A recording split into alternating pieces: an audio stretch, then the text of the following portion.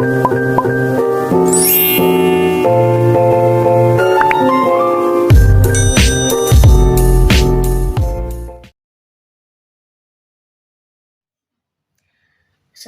warahmatullahi wabarakatuh. Perkenalkan, saya Atina Jana dari jurusan Pengembangan Masyarakat Islam semester 2. Dan saya di sini ingin mewawancarai teman saya sekaligus narasumber saya yang bernama Anindika Royadi dengan tema dampak pandemi bagi kehidupan.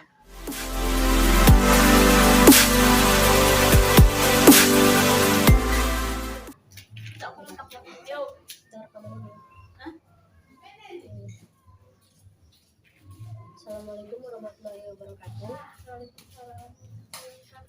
Saya di sini ingin mewawancarai teman saya sekaligus narasumber saya, dan silakan perkenalkan. Halo, Assalamualaikum warahmatullahi wabarakatuh. Nama saya Anindika Royadi dari Pengembangan Masyarakat Islam jurusan semester 8. Saya di sini akan menjadi narasumbernya Atina. Ayo, let's enjoy the question. Pertanyaan yang pertama, apakah Anda mengalami dampak dari COVID? Ya, saya mengalami dampak dari COVID. Lalu bagaimana pendapat dan tanggapan Anda?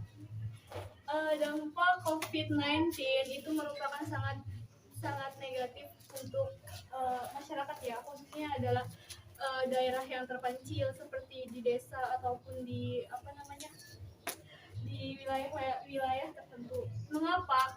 Karena corona itu sebenarnya adalah permainan dari luar. Saya pernah melihat video dari berita di TikTok kalau dari Australia itu merupakan salah satu cairan yang ada di COVID itu, virus itu sebenarnya pertama bakteri, kedua virus dari yang namanya kotoran dari sana, jadi kayak diracik gitu, yang seharusnya jadi biologi dikemas menjadi racun. Apakah itu benar? Kan enggak kan? Itu merupakan yang dinamakan politik epistemologi. Jadi kalau dari luar sampai ke Indo itu mereka ini ya prosesnya. Pertama mereka buat tuh yang namanya racikan, kemudian masuk ke Indo, dinegosiasi gini. Akibat pertama muncul wabah itu dari negara kalau nggak salah golongan Afrika, namanya apa ya, saya lupa.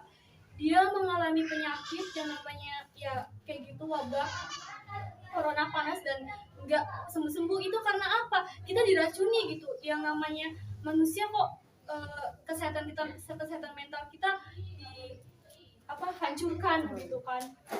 Dan itu sangat bahaya kan. Makanya kita benar-benar corona ini yang menjadi dampak itu tuh benar-benar kerasa banget kan, apalagi sebagai mahasiswa, anak-anak maupun bayi maupun semuanya orang-orang. Kita di sini manusia loh, bukan untuk mati kan, kita bernyawa kan, kita untuk hidup dan bisa menggapai mimpi kita kan. Nah, ini kenapa aku ngomongin soal begini, karena ini harus dikupas ya.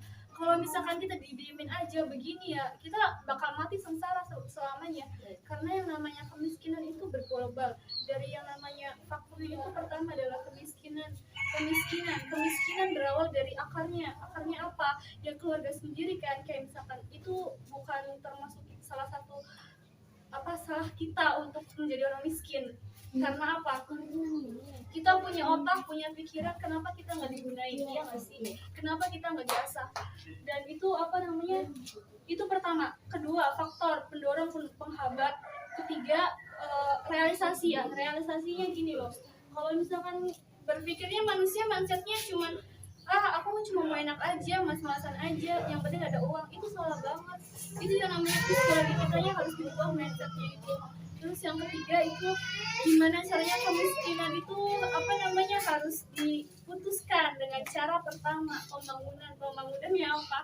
Pembangunan sosial atau ekonomi kreatif atau sebagainya. Yang ketiga itu adalah edukasi itu sangat penting ya, pendidikan.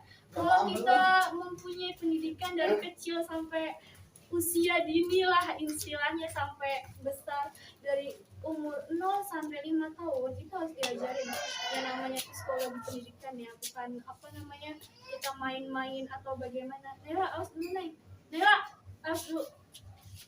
Nah, kenapa? Karena otak dari anak bayi sampai 0 sampai 17 tahun itu merupakan otak yang sangat berkembang. Kalau misalkan kalian punya anak atau punya ya yang namanya saudara atau apa, harus diisi dengan buah-buah edukasi. Misalnya apa namanya nyanyi-nyanyi atau apa yang mereka suka aja lah gitu. Itu salah satu contoh pertama ya, solusi. Yang kedua, pembangunan udah. Yang ketiga nih, pemberdayaan. Kenapa? Karena kalau misalkan kita itu manusia, kalau nggak ada manfaatnya buat apa kita hidup?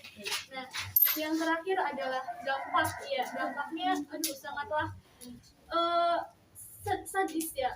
Kita di sini kayak semacam seolah-olah kita kampung mati lah bahasanya, iya nggak sih?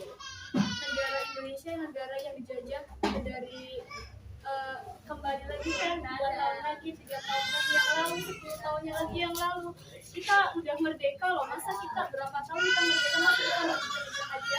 Jadi kalau misalkan kalian anak muda yang diam-diaman aja, malas-malasan aja, mau ngapain nanti generasinya iya nggak sih guys? Jadi saran aku kalau misalkan kalian punya informasi atau apapun yang sedikit yang bisa bantu, yang bisa menyemangatin para masyarakat, ayolah bantu, jangan diam-diaman aja. Kalian itu harus bisa bermanfaat gitu buat orang lain. Karena apa? Karena dampaknya itu sangat berkembang ya. Kita dari ekonomi atau semuanya lah ya, apa namanya, contoh kecilnya kalian kalau misalkan beli jajan tapi nggak bisa jajan yang namanya favorit, gimana rasanya? Maaf ya ini ngegas, maaf. Karena aku udah gemes banget yang namanya politik epistemologi dari negara asing itu sangat apa ya, krisis buruk gitu. Nela minggir sih Nay, minggir. Nah, kesimpulannya adalah kalau kita sebagai manusia yang tahu etika, tahu nilai, emang gak bakal apa ya, gak bakal diam aja gitu. Kita pasti punya persepsi dan apresiasi lah kepada para masyarakat atau dokter atau yang berjuang mati-matian demi kita gitu. Jadi guys, aku sangat mohon banget sama kalian, kalau misalkan kalian punya informasi yang benar-benar apa ya, yang bermanfaat, tolong share apapun itu. Ya, sekian. Lanjut pertanyaannya. Pertanyaan terakhir yaitu apa yang harus Anda lakukan dalam penanganan COVID-19? Pertama, kita harus bisa bersyukur. Kenapa? Karena kalau misalkan kita nggak bersyukur, mau apa hidup kita? Kedua, kita harus punya planning guys. Planning itu perencanaan dalam hidup. Kalau misalkan kalian apa namanya diam-diam aja, mau ngapain nantinya? Yang ketiga, action adalah aksi. Kenapa? Kalau misalkan kita harus bergerak ya, kalau diam-diam aja, masa kita mau malas-malasan aja? Udah segitu aja. Ya. Terima kasih. Segitu saja wawancara dari saya. Wassalamualaikum warahmatullahi wabarakatuh.